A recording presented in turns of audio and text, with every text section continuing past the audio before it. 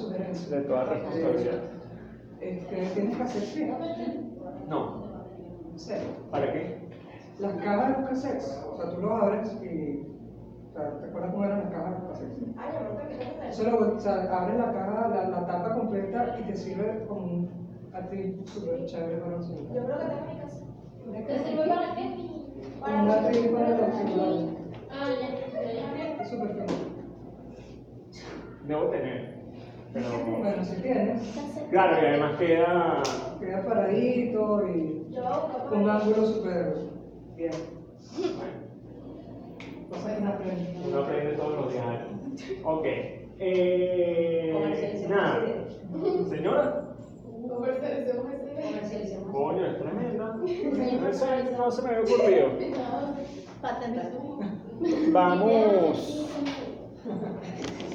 Vamos a revisar algunas cosas. En vista de la clase que perdimos, que no es una clase vista, ojo, vamos a revisar hoy esos contenidos. Porque también te pudiera lanzarme la otra. Entonces eso no lo veo, no es la idea. Es importante esa clase porque el cierre con respecto al tema de la racionalidad científica, ¿sí? Con esta clase estaríamos cerrando la primera unidad.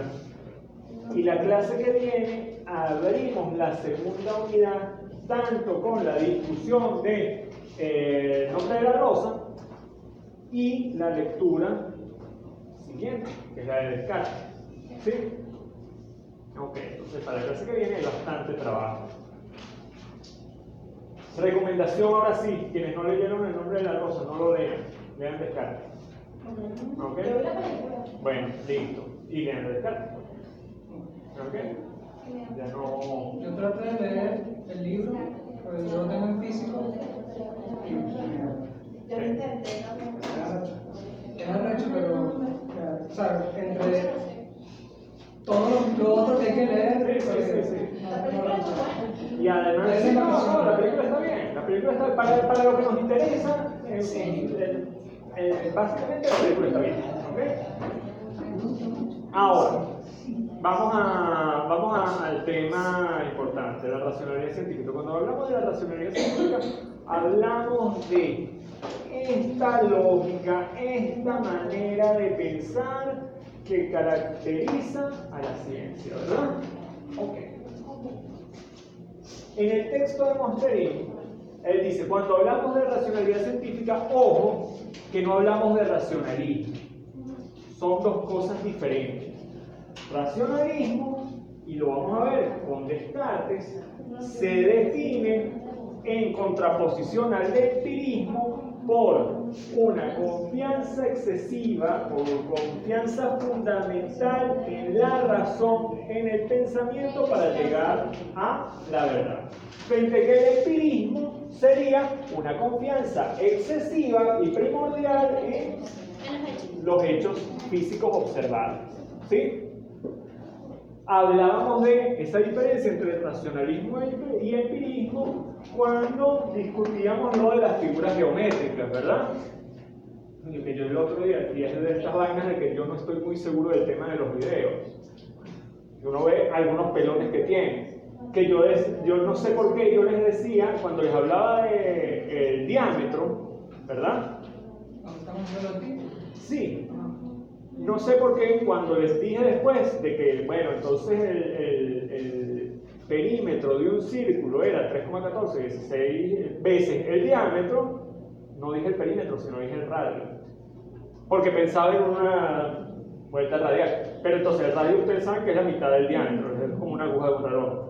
Pero son de esos errores que están en el video y alguien de afuera o alguien no lo ve y dice, ¡ay, qué bruto! Ni siquiera sabe que es un radio.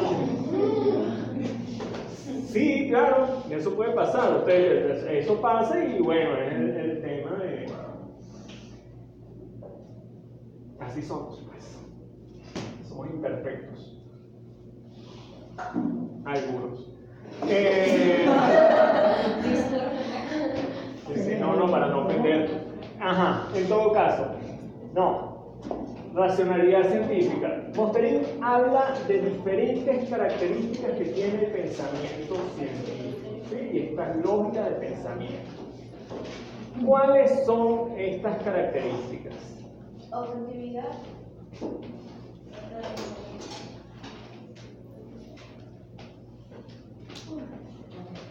La primera que dice no es objetividad.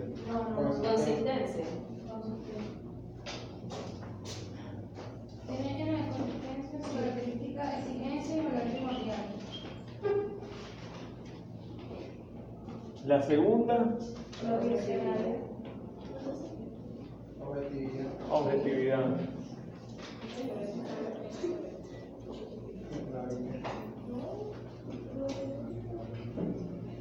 La tercera, Provisionalidad. esta sí.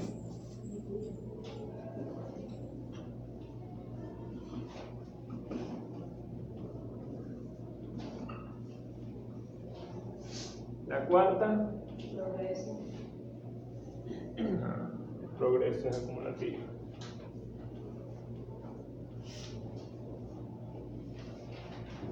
La quinta, Universalidad.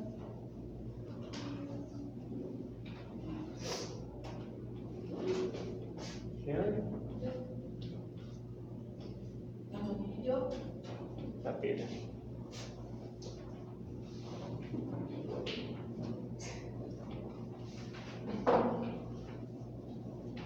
Pero ¿por qué lo digo? Porque es que hay una serie de subtítulos entre esta y esta, pero que no son características.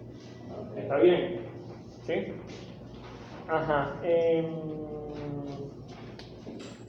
En todo caso, estas 5 son las 5 grandes características que identifica el texto Monsterín como características de la lógica del pensamiento científico. Cuando hablamos de consistencia, ojo, ¿qué quiere decir esto? Todo esto nos va a parecer obvio. Es que el pensamiento tiene que ser así, la lógica del pensamiento es así. Porque nosotros estamos totalmente sumergidos en una sociedad donde la lógica del pensamiento cientificista y estos elementos prevalecen, ¿sí? Son guía de nuestra forma de pensar. Ahora, cuando relativizamos el tema a nivel de otras sociedades con otras culturas, tenemos que entender que esto no necesariamente es así. ¿Ok? Entonces, cuando hablamos de consistencia, ¿a qué se refiere Monsterín cuando dice, bueno, la racionalidad científica es por definición consistente? Los resultados científicos son consistentes. ¿Qué quiere decir eso? Que siempre vamos a... que si tú haces un experimento varias veces, con las mismas condiciones te darán los mismos resultados. En parte, pero va más allá. ¿Por qué? Es decir, digamos, si yo miro esto, varias veces, en las mismas condiciones, va a medir lo mismo. Pero va más allá. ¿Por qué? Porque es variable. No. ¿Ustedes me dieron a Monsterín? Sí. Ajá, ¿qué dice con respecto a la consistencia? O sea, sí es eso, pero no es simplemente que si yo esto mido la fuerza de atracción de la Tierra en esto, de acuerdo a su velocidad, siempre que lo haga bajo las mismas condiciones debe ser lo mismo. Sí. ¿Pero qué más? Lo que no entiendo es la pregunta, ¿qué más? ¿Por qué es consistencia? La consistencia indica solamente una dimensión o un resultado desde una perspectiva particular. No, varias perspectivas coinciden en la medida o en la observación de la misma manera bajo las mismas condiciones, ¿no? Por lo tanto, si tú lo dejas caer desde esa altura y yo lo dejo caer desde esa altura, mi resultado es consistente con el otro que lo deje caer desde esa altura. Eso por un lado, pero ahí seguimos hablando de las mismas condiciones, más o menos. Sí, es consistente. El tema es el siguiente, que si yo utilizo otras condiciones, me daría el resultado. ¿sí? Pero las considero también, el tema de la atracción debería dar el mismo resultado. Es decir, si yo mido esto de derecha a izquierda, me tiene que dar un resultado. Si ahora lo mido de izquierda a derecha, me debe dar exactamente el mismo resultado. Si no lo mido directamente, sino que mido esto que sería una hipotenusa, ¿verdad? Esto es un cateto, esto es otro cateto y esto es la hipotenusa. ¿Sí? ¿Se acuerdan de eso, de trigonometría? Sí. Si yo mido la hipotenusa, este ángulo y este ángulo, me tiene que dar exactamente la misma medida que me daría si lo hago midiendo directamente acá. O sea, incluso usando otros métodos y otras... Siempre debe dar los mismos resultados. Es decir, esto es como un gran engranaje, un mecanismo de engranaje, un mecanismo de reloj inmenso. Desde acá se tiene que mover este otro engranaje a partir de todos esos engranajes. Si muevo este en el medio, igual se va a mover este, igual se va a mover este. Todos van en sincronía. Es un conocimiento que no se contradice entre sí y se complementa. ¿Sí? Se genera un marco de conocimiento. Entonces, ¿qué es lo que dice Mosterin? Esto no necesariamente es así en todo marco de conocimiento. Por eso es que trajimos la Biblia. Él hace un ejemplo de la Biblia que a mí no me parece tan claro. ¿Sí? Él dice, bueno, en el Génesis hay dos versiones de la creación. Una versión simultánea y la versión de la costilla, pero no se hace distinción entre ellas. ¿Sí? Como muchos de nosotros no conocemos, ¿sí?, la Biblia, por eso es que traje la Biblia para hacer señal de los dos fragmentos donde Mosterin hace señal de esto. Y ustedes dirán, ojo, pero quizás esto no es tan así, esto aquí está haciendo un discurso de un tipo, aquí está haciendo otro discurso de otro tipo, ¿no? Entonces, vamos a ver. Génesis, ya no sé, al principio. Génesis, pero no. Génesis, no Génesis. Ajá. A ver. ¿Sí? Ustedes saben que Dios va a crecer. Ojo, siempre es interesante, sea desde una perspectiva religiosa o sea desde una perspectiva antropológica y cultural, es interesante leer la Biblia. ¿Sí?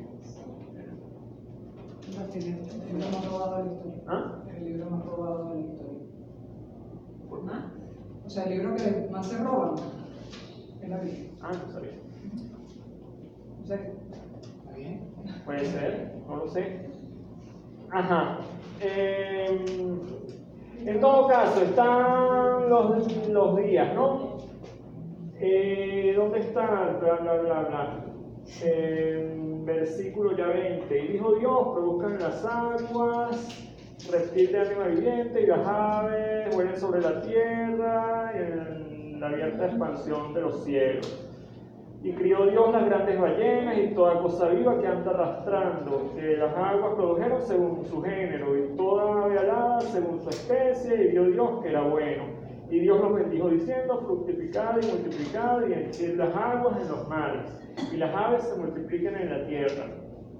Y fue la tarde y la mañana del quinto, y dijo Dios, produzca la tierra seres vivientes según su género, bestias y serpientes, y animales en la tierra según su especie, y fue así.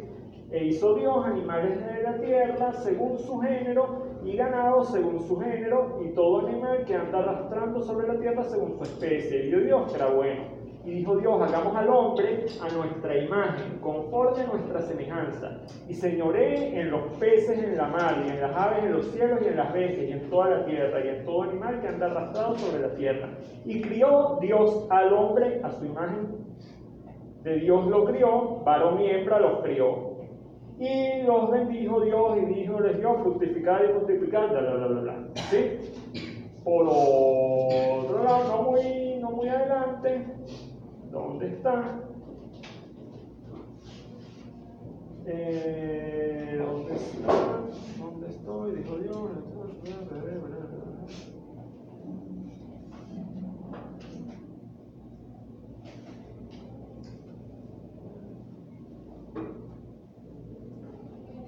Ajá.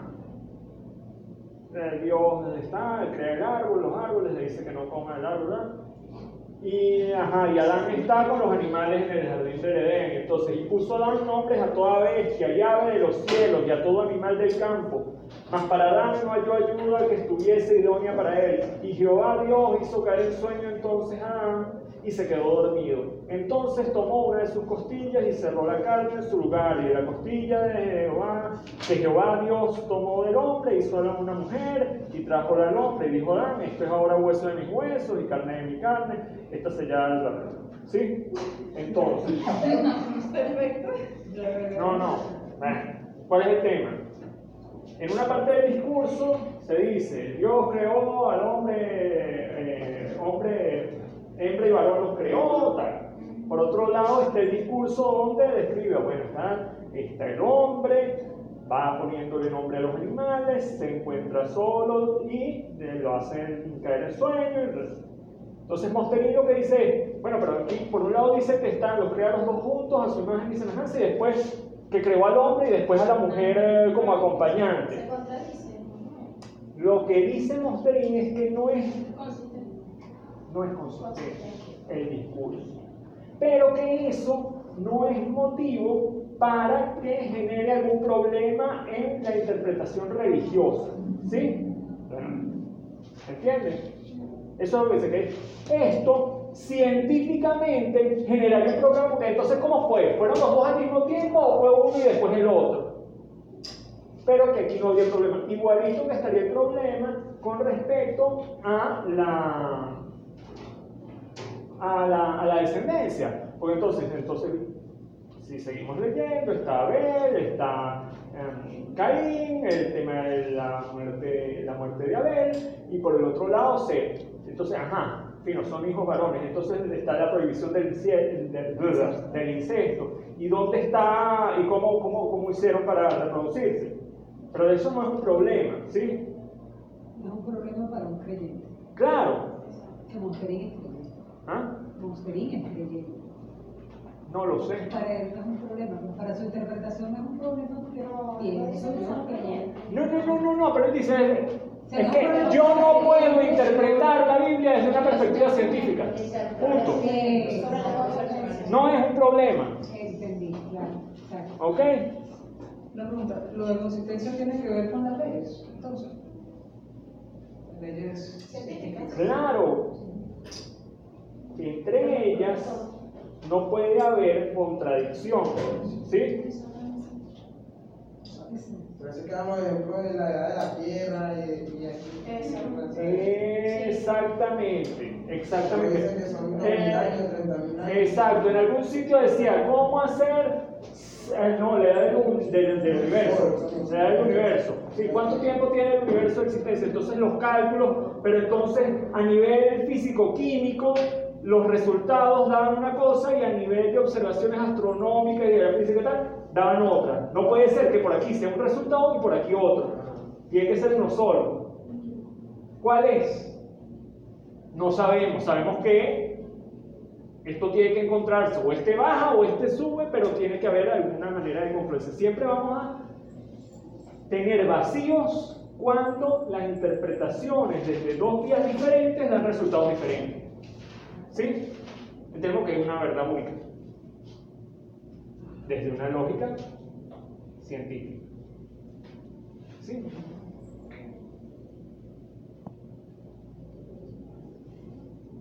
Y Ay, no te veo convencido. decía. No, lo que pasa es que estás usando un ejemplo que me sacó de Monterín. Claro. Si la medida de los años que tiene la Tierra, hecho de una forma, es tantos años, la medida hecha de otra manera, es otros años. ¿Cómo saber cuál de las dos es la verdad según lo que estábamos diciendo de la Biblia? No tiene ninguna importancia. Pero no, No tiene espérate. ninguna importancia saber la verdad No. bíblica porque eso no va... No, espérate. Estas dos sí están generadas en un plano científico. Esta es la palabra de Dios, yo no voy a dudar de la palabra de Dios y no la voy a discutir. Sí, es verdad, ¿verdad? ¿Entiendes? Sí. Las otras sí. Sí. Y su validación, la palabra de Dios, Sí. no requiere de validación de los hombres.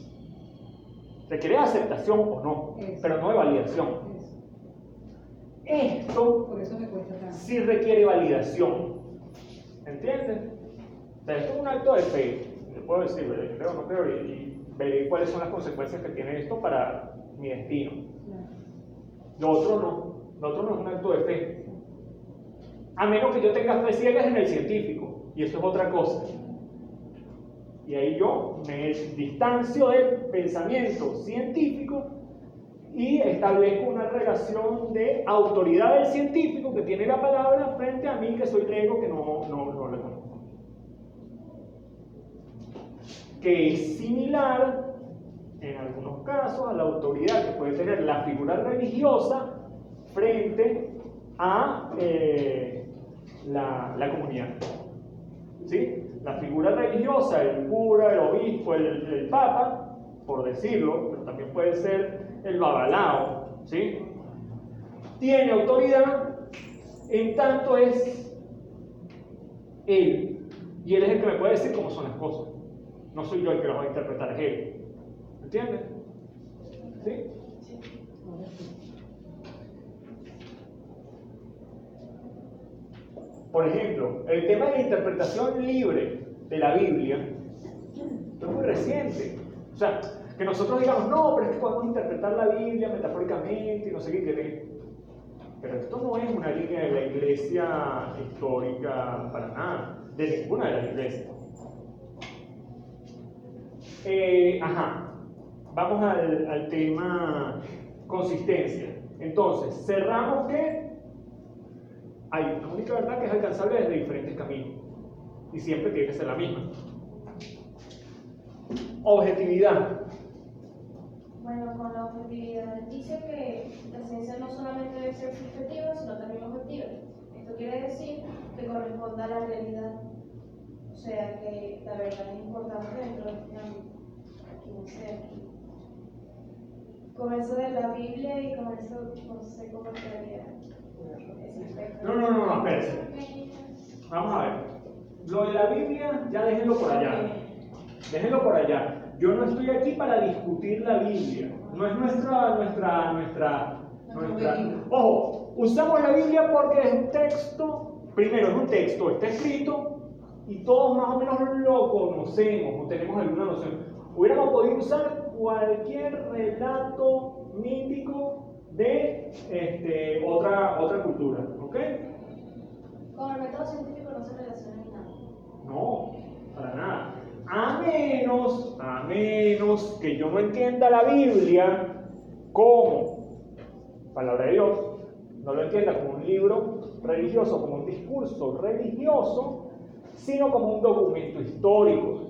Y entonces yo pretenda objetivamente identificar, por ejemplo, en el registro histórico arqueológico, elementos de la Biblia. ¿Sí? Pregunto. Yo pudiera decir, voy a buscar el jardín del Edén. Espérate, cuento de Colón, cuando llega a América, encuentra y piensa que está llegando al Edén, pero ¿por qué? Si ustedes leen, yo voy a hacer una selección, voy a buscarlo. Cuando se habla de la ubicación geográfica del Edén, que está al este, y no sé qué, y la expulsión bañado por 4 ríos y tal, y la expulsión del hombre del jardín del Edén, en la concepción del mundo europeo de finales de la Edad Media, bueno, podía estar ahí. Y hay algunas señales que les empiezan a indicar objetivamente que aparentemente, pero ese es otro plano de pensamiento. Nosotros no estamos buscando validar o no validar un texto religioso, para nada, ¿ok?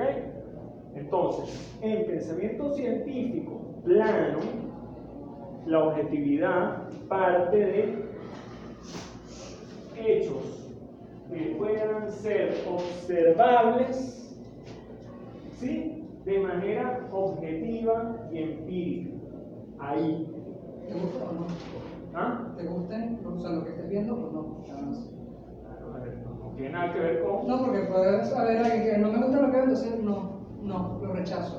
Claro, no. Claro, ¿te guste o no? Claro, exactamente. Ajá. Cuando hablamos de provisionalidad, ¿de qué hablamos? Provisionalidad.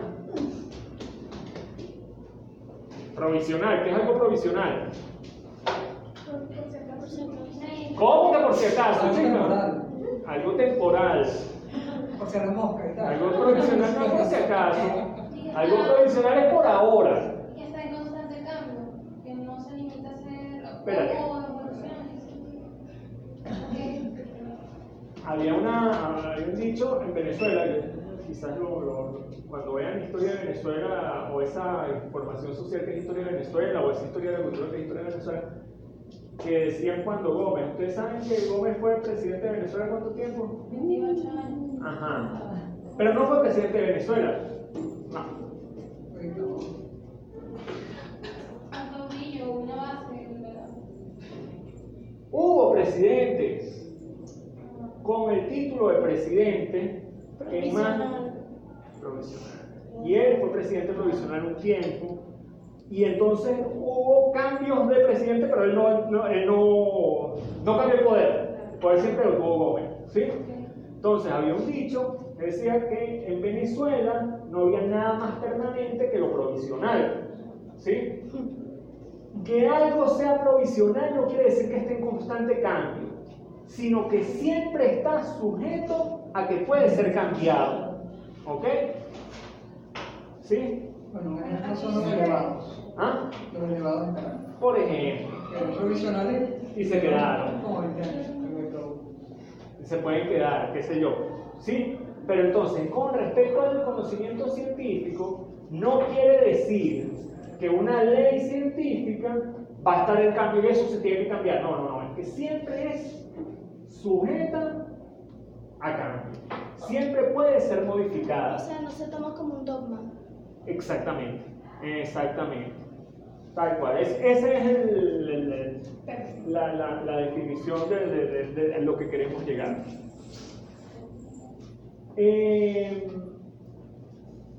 Progreso. ¿Cuál es la idea de progreso en la ciencia? Ojo, no es progreso hacia mejor. No. Toma lo acumulativo, o sea, lo ves desde el punto de vista. Exactamente. La acumulación de conocimientos, ¿sí? Pensemos en esto. Cada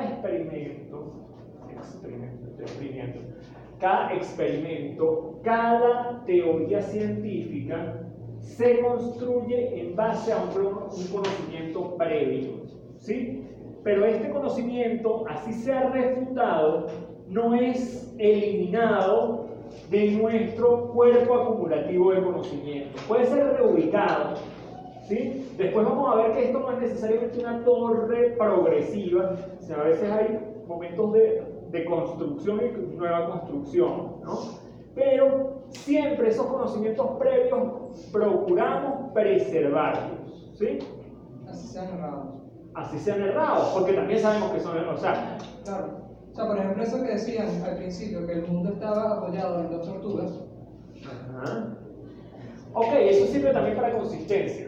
El tema de las tortugas. Sí. ¿Cómo es el tema de las tortugas? Yo no recuerdo cómo era el tema. era la Tierra, yo no sé, estos son asiáticos, en Indonesia, en varios sitios por allá, o en la India también. Se entiende el mundo apoyado en 4 elefantes, los 4 elefantes caminan están sobre los caparazones de una tortuga. Entonces llegaba el antropólogo, o el historiador, no sé, y le preguntaba al chico, ajá, pero ¿y debajo de esas tortugas qué hay? No, hay unas tortugas más grandes. ¿Y debajo de ellas qué hay? Otras tortugas aún más grandes. Y debajo mira, debajo todos son tortugas. ¿Sí? O sea, en el sentido de nosotros necesitamos saber, ajá, pero ¿dónde está el piso? ¿No? Pero no necesariamente en toda lógica hay que poner un piso ahí. ¿Ok? Y eso no quiere decir que esté mal, ay, qué brutos son, no saben que tiene que haber un piso. No, es una forma de pensar diferente. Creo que Mosferín es el que habla de Einstein y los niños y el pensamiento de los niños. O era Bertrand Russell, no estoy seguro. En todo caso, ¿cuál es el tema de la provisionalidad y el progreso? Ojo, con la consistencia. Ustedes han oído de la teoría de la relatividad, ¿verdad? ¿Saben mínimamente en qué consiste? ¿Qué es lo que supone? Pero el tiempo relativo. Bien. ¿Qué quiere decir eso? Que todo depende. Que está sujeto a cambiar. No. No es que esté sujeto a cambios. Una vez Einstein dijo sobre la ley de la relatividad en la parte del tiempo. Ajá. Que bueno, hay muchas otras formas de decirlo. Que él decía, no es lo mismo 2 minutos hablando con una bella mujer que 2 minutos esperando en la puerta del banco. Ajá. O sea que Pero el tiempo vuela o el tiempo se para. Pero ahí el problema es que rápidamente a qué lo asociamos a la interpretación, a las condiciones de observación, Claro. no al tiempo en realidad. ¿Sí? Exacto. Entendemos el tiempo como experiencia vivida y no como dimensión. El tiempo es una dimensión, ¿sí? Tan graficable como ¿sí? Nosotros decimos que operamos fundamentalmente en 4 dimensiones, 3 dimensiones espaciales, ¿sí? Y una dimensión temporal. Antes, ahora, después. Y ese ahora de percepción permanente. Ok. ¿Recuerdan? Era Russell el que decía. No era Russell, era Brunowski. Cuando hablaban de la percepción de los niños, el niño que prefiere el jugo que está en el vaso alargado que el jugo que está en el vaso, porque hay más.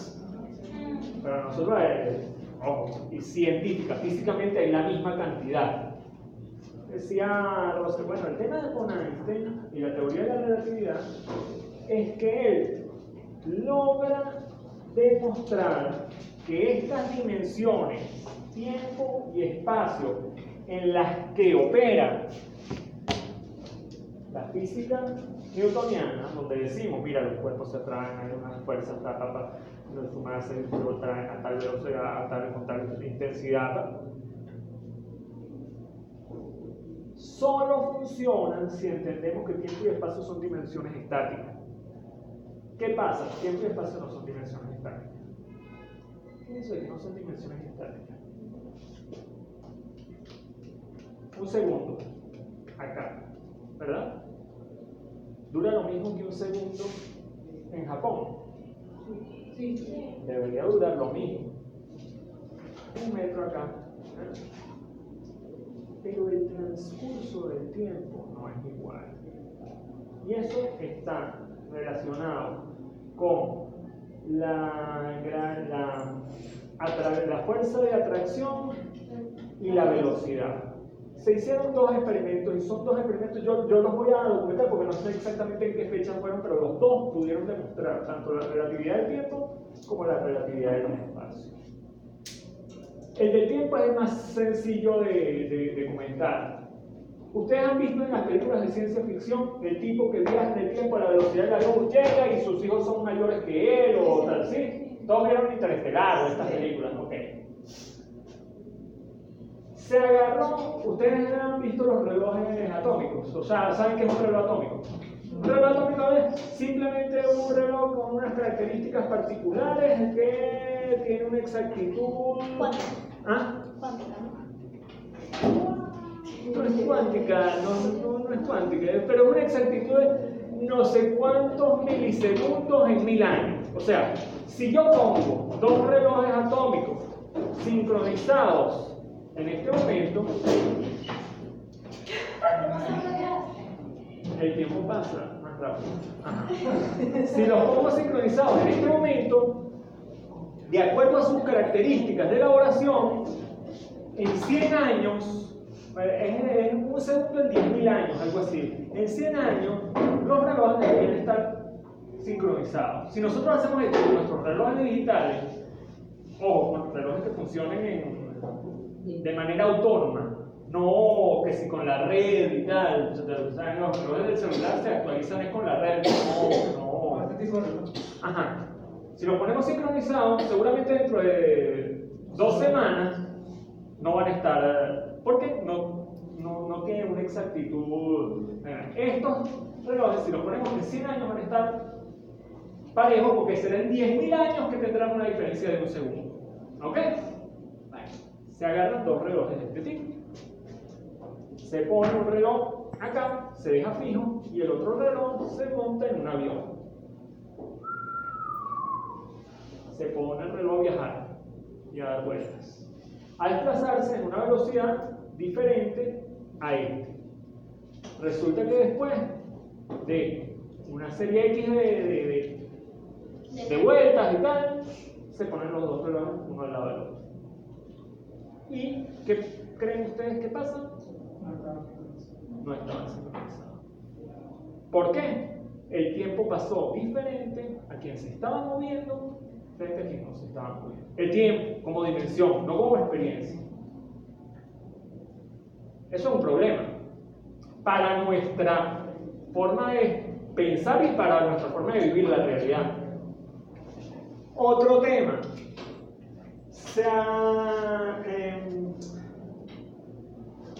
Ustedes saben que las estrellas tienen una posición relativamente fija en nuestra perspectiva de observación, ¿verdad? Las constelaciones. Entonces, al conocer el mapa estelar, nosotros sabemos qué estrellas deben estar en qué punto a qué hora. ¿Sí? Y con mayor precisión de observaciones, nosotros tenemos bastante exactitud de qué estrellas deben estar en qué sitio, tanto de día como de noche. Y de día, aunque no las podamos ver, sabemos que en tales grados de orientación desde esta perspectiva de estas tres estrellas. ¿Sí? Ok. La teoría de la relatividad plantea que la masa de los cuerpos afecta el espacio. ¿Sí? ¿Qué es lo que sugería entonces? Las estrellas, el cuento de los agujeros negros también. Una masa tan grande como la masa del Sol debe afectar de alguna manera el espacio. Entonces, se espera a la observación de un eclipse solar. Yo supongo, conociendo el mapa celeste, que este es el Sol y estarían estas estrellas en un momento determinado detrás del Sol, en mi línea de visión, ¿verdad? No las puedo ver, el Sol no me va a dejar verlas, pero deben estar ahí. Cuando llegue el eclipse, confirmo que esas estrellas están ahí, ¿verdad? Todo negro, confirmo que se están. ¿Qué es lo que pasa? Se diseñó un experimento conociendo el momento en que se iba a producir un eclipse particular y se conocían una serie de estrellas que estaban detrás del Sol y en el punto exacto de el límite de la corona celeste, que se forma con el eclipse, ¿verdad? ¿Cuál era el tema? Si la luz viaja en línea recta, ¿verdad? Por el espacio, hay unas estrellas que van a quedar cubiertas por el Sol y la Luna y otras que se van a poder ver. Resulta que hay una serie de estrellas que debían verse que quedaron cubiertas por el Sol en el momento del eclipse. ¿Qué quiere decir esto?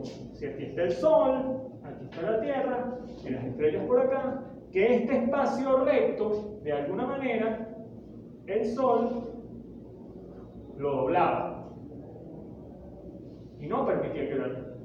Eso no quiere decir la masa de los cuerpos ciertamente afecta el espacio. Por eso es que a veces hacen una especie de anilla y está como... Con peso, como si fuera una malla que tiene un peso ahí y representan el espacio de esta manera. Claro, lo que pasa es que es un espacio bidimensional, pero jalado. Bueno, en 3 dimensiones la masa jala también, comprime el espacio. Pero entender que eso ocurre o sea, es complicado. Entonces, poder demostrar eso, ¿qué demuestra? Ah, bueno, que la física y las leyes de la física newtoniana funcionan a un nivel, pero no son precisas, hay unas correcciones.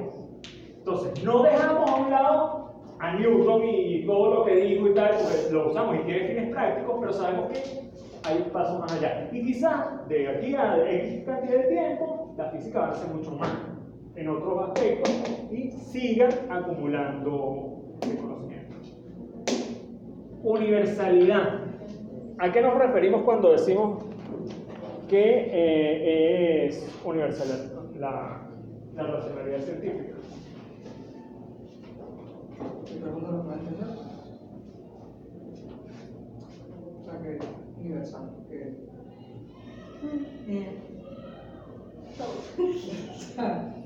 que si la... que es... no sé. Es aplicable en cualquier lugar, para cualquier razón, para cualquiera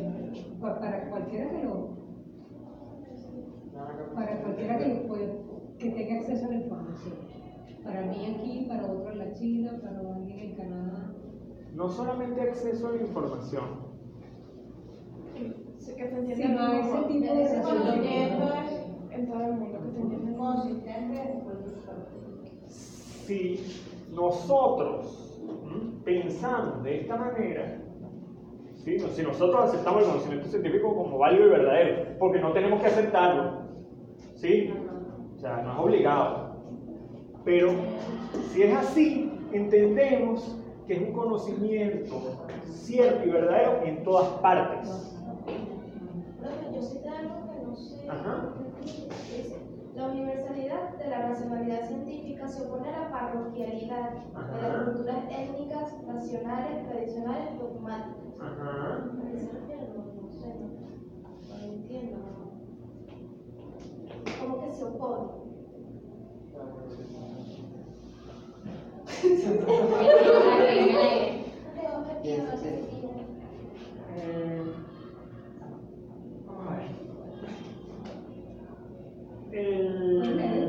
El maíz. El maíz. ¿Ah? Más porque se puede leer lo de nuevo. La racionalidad se opone a la parroquialidad de las culturas locales. ¿Ah?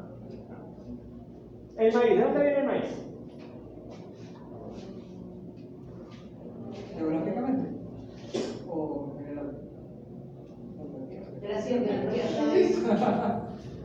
Y antes de eso, un maíz más grande, un maíz más chiquito. Ajá. No, pero los orígenes del maíz históricos. No son que siempre uno. No. México. Aparentemente está, sobre todo el maíz muy discutido. Sí, la teoría más bien es que es del altiplano mexicano, de la zona de ¿cómo es que se llama ese valle? No sé, una zona donde estarían después los aztecas, pero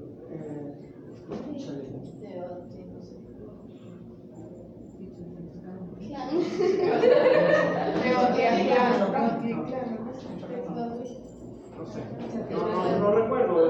Es el proyecto de Magnish, se llama proyecto. Guillermo los tiene que haber puesto a leer el proyecto de Magnish. No, sí lo comentó.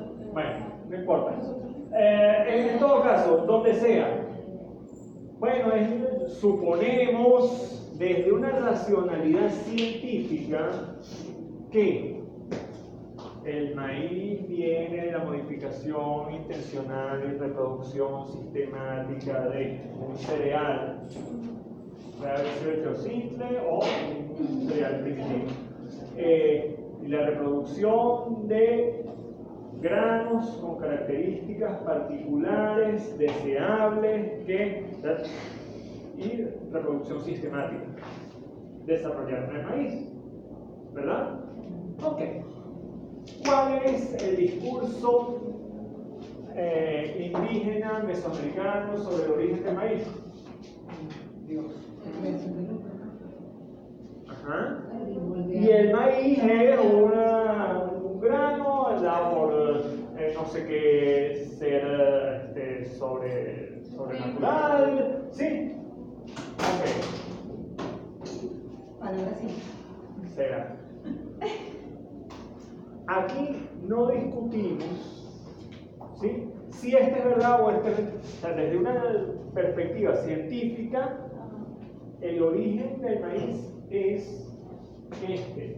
El origen de cualquier cereal cultivado por el hombre tiene que ver con estrategias de reproducción sistemática de hierbas con características, ¿sí?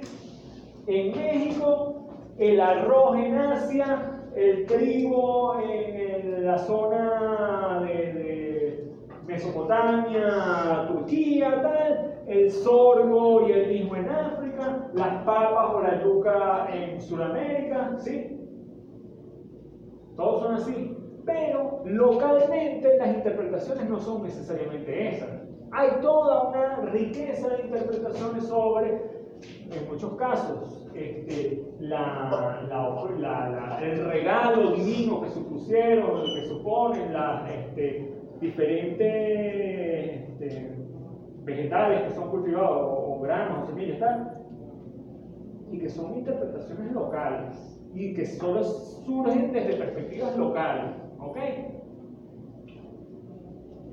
¿Sí? O sea, por ejemplo, la explicación que tienen los nórdicos sobre el trueno que lo creó Thor es distinta a la interpretación de los truenos que tuvieron los del Caratón. ¿Seguro? Pero científicamente es lo mismo. Perfecto. Eso es lo que yo estaba buscando. Eso es lo que yo estaba buscando, exactamente. Y la universalidad entonces supone que cualquiera, desde cualquier cultura, acoplándose a este marco racional, puede generar y comprender información científica. ¿Sí? Cuando hablamos de información científica, esto es siempre entre comillas. Ajá. Ahora, siendo esto así, Mosterin habla de otro tema que es importante. Dice, ¿existe un método para generar conocimiento en este marco racional? Dice, no existe un solo método, existen múltiples métodos, pero hay un marco. ¿Sí? No es el mismo método o no es la misma metodología la que aplicamos para entender, para comprender el movimiento de los planetas, ¿sí?, o las relaciones físicas de los cuerpos, que la metodología que utilizamos para comprender el comportamiento de bacterias y microorganismos. No es la misma. Ahora, sí puede haber un marco general, ¿sí?, para orientar la investigación. Recuerden que hay una diferencia entre lo que sería método científico y metodología como metodología de la investigación, ¿sí? Este cuento es problema, hipótesis, justificación, ¿cómo que era? Estado del arte, qué sé yo, una serie de pasos. Es una metodología, ¿sí?, que se sugiere como mecanismo, pero no es el marco del método. Cuando hablamos del marco del método, ¿sí? Hablamos de una lógica y una estructura de pensamiento. Y por eso es que yo reproduzco muchas veces, más o menos, una reproducción bastante general pero acertada del método hipotético deductivo, el esquema de Bunge en el texto La investigación científica, ¿sí? Ese esquema, que ya lo vieron en la clase, el año pasado, el semestre pasado, pero que vale la pena que reproduzcamos acá antes de terminar la clase, sobre todo porque ese esquema los va a orientar en la elaboración de una de las tareas básicas de su trabajo final. Supone una serie de pasos o de etapas. Conocimiento previo existente N.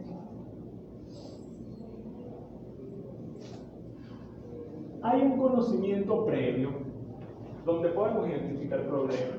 Y esos problemas fundamentalmente son problemas de consistencia. ¿Sí? Son problemas de no correspondencia entre teorías o resultados de teoría, o no correspondencia entre hechos observables y teoría, o preguntas con respecto a hechos observables que la teoría pudiera de alguna manera aportar. ¿Ok? Entonces, claro, estos problemas tenemos problemas de tipo general o problemas de tipo específico, problemas de tipo amplio o problemas muy particulares. Eso va entonces a orientar nuestro enfoque. De estos problemas, decíamos, hay dos caminos. En primer lugar, unas hipótesis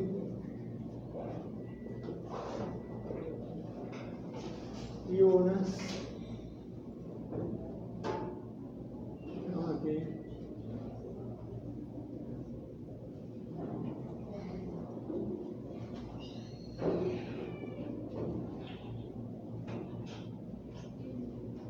Y unas consecuencias contrastables. El problema siempre tiene posibles respuestas.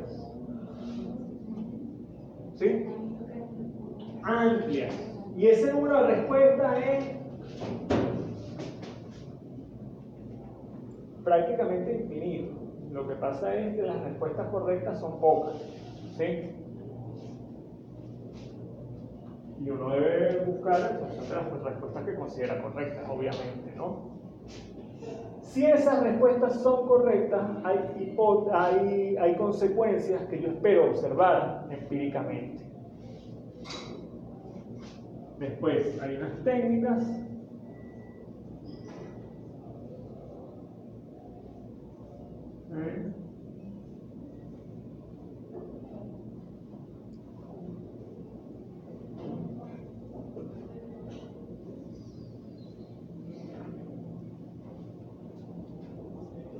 técnicas de observación o recolección de datos que me van a permitir levantar una evidencia o datos.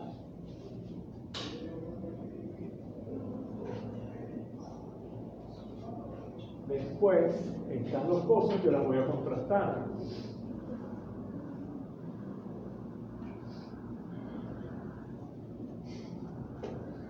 Y esto me va a permitir, nuevo,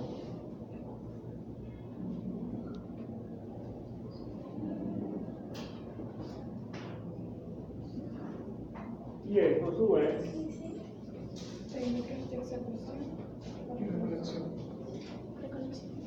ya voy con esto. Ajá. Yo siempre hacía el fulano ejemplo con la gente llega tarde, ¿verdad? Vamos a volver a hacerlo. Me gusta ese ejemplo. hay una realidad, hay un conocimiento. Yo sé que la gente debe venir a clase, yo sé que la gente llega tarde. ¿Sí? Conozco las características de la gente, conozco el compromiso que puede tener la gente, conozco la situación social en la que vivimos, conozco, ¿sí? Cosas que conozco. Pero hay una pregunta, ¿por qué llega tarde la gente? Hay una realidad, llega tarde. ¿Por qué? Esa es mi pregunta, ¿por qué? Hipótesis, no me importa llegar a tiempo. Hipótesis, no logro llegar a tiempo porque las clases son muy lejos. Hipótesis, no hay transporte. Hipótesis, no me dejan salir de la otra clase. Son posibles respuestas a la pregunta. Posibles respuestas a la pregunta, hay consecuencias contrastables que yo puedo observar. Si la verdad es la respuesta, la hipótesis 1, me queda muy lejos de la universidad, yo podré observar que la distancia entre mi casa o el sitio previo y la universidad es más de tantos kilómetros. Por ejemplo, si es simplemente lejos en distancia, o es más de tantas estaciones de metro, o es más de un metrobús y una camionetica, qué sé yo. ¿Sí? Mido esa distancia. Si no es esa respuesta, será menos que eso. 2. Si la respuesta es que no les importa la clase, entonces, si eso quizás no lo puedo observar, le tengo que preguntar a la gente. Pero en la mesa de ping-pong sentado. No, pero es que estar en la mesa de ping-pong no es necesariamente que no te importa la clase, que sea que estás enamorado de una muchacha que está por ahí. Pero eso, entonces, bueno, la gente me dirá que no le importa, o no sé, o eso, o tiene un comportamiento de aburrimiento en la clase, qué sé yo. ¿Sí? Defino qué es lo que yo espero observar en caso de eso ser cierto. Después, mis técnicas de observación, tengo que definir cuál es mi capacidad. Bueno, sé dónde vive la gente y todos los sitios donde vive la gente los voy a poner en un mapa y voy a hacer unas líneas para ver cuánto es la distancia desde su sitio. Eso es una posibilidad. No, vamos a preguntarle a la gente, a cada quien vamos a hacerle un estudio psicológico de sus intereses y afectividades, a ver si, qué sé yo. O sea, son unas diferentes técnicas. Para verificar son distintos.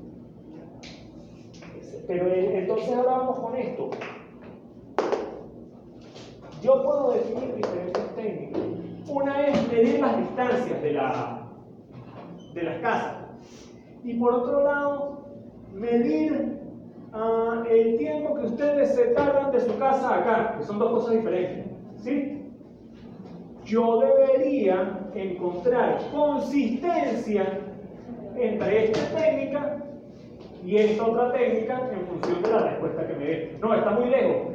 Ciertamente, está muy lejos de la distancia y cuando mido, ¿cuánto tiempo se tarda? Uy, este se tarda 3 horas en llegar hasta acá. ¿Sí? Debería ser consistente este cuento. Si es el tema de la distancia, con el tema de que me interesa la clase o no también. Y después, de acuerdo a lo que yo decidí, cómo yo decidí levantar mis datos y cuáles son las técnicas que voy a utilizar, tengo una evidencia. Es decir, tengo un mapa con las distancias de todos los estudiantes de su casa a la universidad. O tengo una tabla con las respuestas de la encuesta que les pasé a todos los estudiantes. O sea, tengo un cuerpo de cosas. ¿Qué es lo que hago después? Este cuerpo de cosas lo comparo con lo que yo esperaba encontrar. Si es lo que yo esperaba encontrar, la hipótesis es verdadera. Si no es lo que yo esperaba encontrar, la hipótesis es falsa. Siendo verdadera o siendo falsa mi hipótesis, tengo un nuevo conocimiento. Y es un conocimiento que va siendo acumulativo.